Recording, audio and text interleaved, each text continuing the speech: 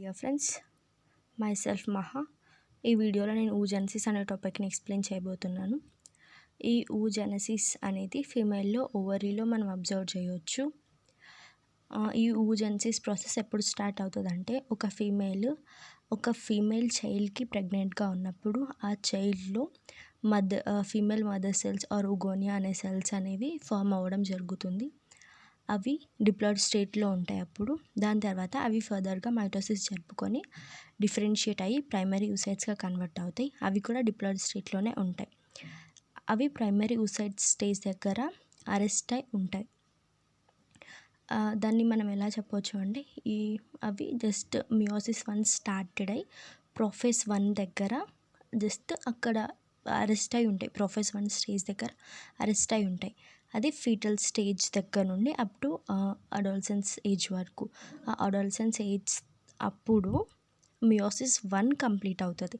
Meiosis 1 complete అయ్యి secondary oocyte and first polar body అనేటివి form అవుతాయి. ప్రైమరీ oocytes కూడా డిప్లాయిడ్ స్టేట్లోనే ఉంటాయి. Secondary oocyte first polar body అనేవి హ్యాప్లాయిడ్ స్టేట్లో ఉంటాయి. ఈ సెకండరీ oocyte ఫర్దర్గా మియోసిస్ 2 జరుపుకొని ఓవమ్ అండ్ సెకండ్ పోలార్ బాడీగా కన్వర్ట్ అవుతుంది. ఇవి రెండు కూడా హ్యాప్లాయిడ్ స్టేజ్లోనే ఉంటాయి. ఇక్కడ మనం అబ్జర్వ్ చేయాల్సిన పాయింట్ ఏంటంటే ఒక ఫీటస్లో 4 మిలియన్ oogonia ఫామ్ అవుతాయి. అంటే ఒక్కొక్క ఫీటల్ ఓవరీలో 2 మిలియన్ oogonia ఉంటాయి. అట్లా ఒక ఫీటస్లో 2 ఓవరీస్ ఉంటాయి కాబట్టి మొత్తం 4 మిలియన్ oogonia అనేటివి ఉంటాయి. దీంట్లో కొన్ని స్టెప్స్ ఉన్నాయన్నమాట. దాన్ని మనం ఇక్కడ చూడొచ్చు.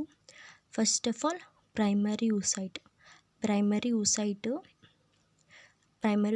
ఒక లేయర్ ఆఫ్ గ్రాన్యులోసా సెల్స్తో సరౌండ్ అయి ఉంటే దాన్నే మనం ప్రైమరీ ఫాలిక్యుల్ అని అంటాం. అది అండ్ దెన్ అట్ ప్యూబర్టీ ఏజ్కి వచ్చేసరికి మొత్తం అట్ ఫీటల్ స్టేజ్లో 4 మిలియన్ oogonia అంటే అన్ని ప్రైమరీ oocytes ఫామ్ కావాలి. కానీ ప్యూబర్టీకి ఏజ్ వచ్చేసరికి అవన్నీ డీజనరేట్ అయిపోతూ 60,000 to 80,000 ప్రైమరీ ఫాలికల్స్ మిగులుతాయి. లెఫ్ట్ ఇన్ ఈచ్ ఓవరీ, ఒక్కొక్క ఓవరీలో 60,000 to 80,000 ప్రైమరీ ఫాలికల్స్ అనేటివి మిగులుతాయి. దాని తర్వాత ఈ ప్రైమరీ oocyteకి more layers of granulosa cells and new theca form అయితే దాన్నే మనం సెకండరీ ఫాలికల్ అని అంటాం.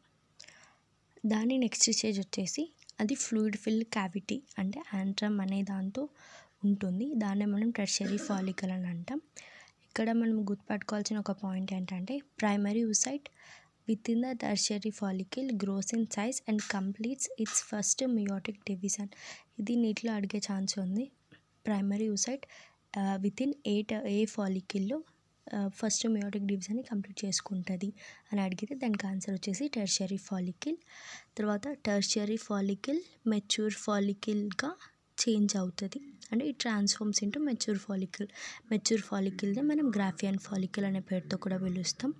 దాని తర్వాత సెకండరీ oocyte ఒక మెంబ్రేన్ని ఫామ్ చేసుకుంటుంది అనమాట దాని చుట్టూ. ఆ మెంబ్రేనే మనం జోనా పెల్లుసిడా అంటాం. ఆ గ్రాఫియన్ ఫాలికల్ రప్చర్ జరిగితే ovum and second polar body అనేటివి రిలీజ్ అవుతాయి. దాన్నే ఓవ్యులేషన్ ప్రాసెస్ అని అంటాం. పోలార్ బాడీస్కి సంబంధించి ఎటువంటి ప్రాసెస్ని దాని యొక్క ఫంక్షన్ని ఇప్పటివరకు అయితే కనుక్కోలేదు.